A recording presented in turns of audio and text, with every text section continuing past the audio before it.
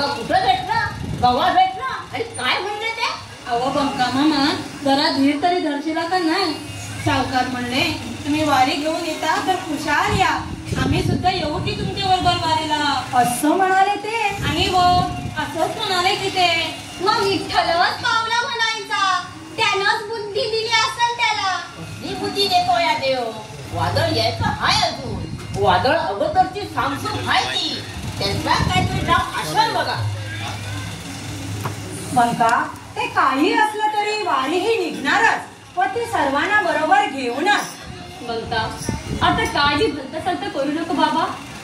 महाराज सल्ला हायच नव, मग आम्हाला डाळ कसा पाहिजे? ठरलं बरं का मंडळी. आता शंका काढत बसू नका. वारी सर्वांच्या पुढे मी असेल. मी आम्ही राहणार आहे महाराजा संग मोर. ओहो पंढरी राहतो आमच्या संग. बाई कर्म गजर गजर आणि गजर हे प्राणी शुल्लक वाटले असले तरी कुठले प्राणी सरकार हे का? म्हणजे नुसतं भोजोबा आहे. खाऊन खाऊन भाजलेला अक्कल शून्य प्राणी म्हणजे तो चोखा आणि मंडळी म्हणतोय मी. असं होय, आलं लक्षात. सांगा आता.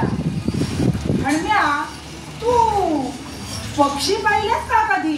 पक्षी काय ते सगळीकडे असतात, सारखे इकडे तिकडे उडत असतात.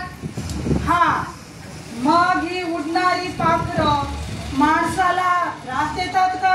छा, कसे देतील? त्यांना कुठली आली या शक्ती? नाही ना.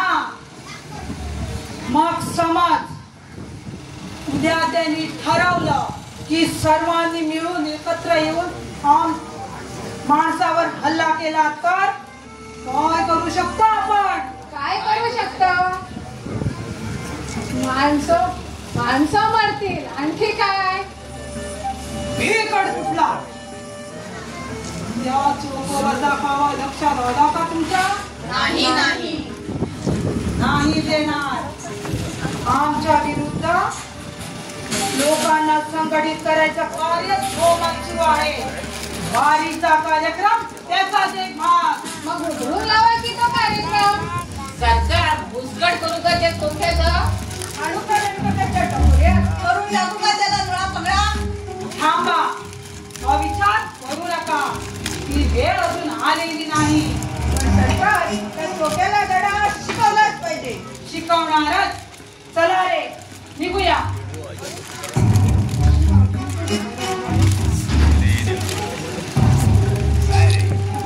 संकोजी आज इकडं कुणीकडं?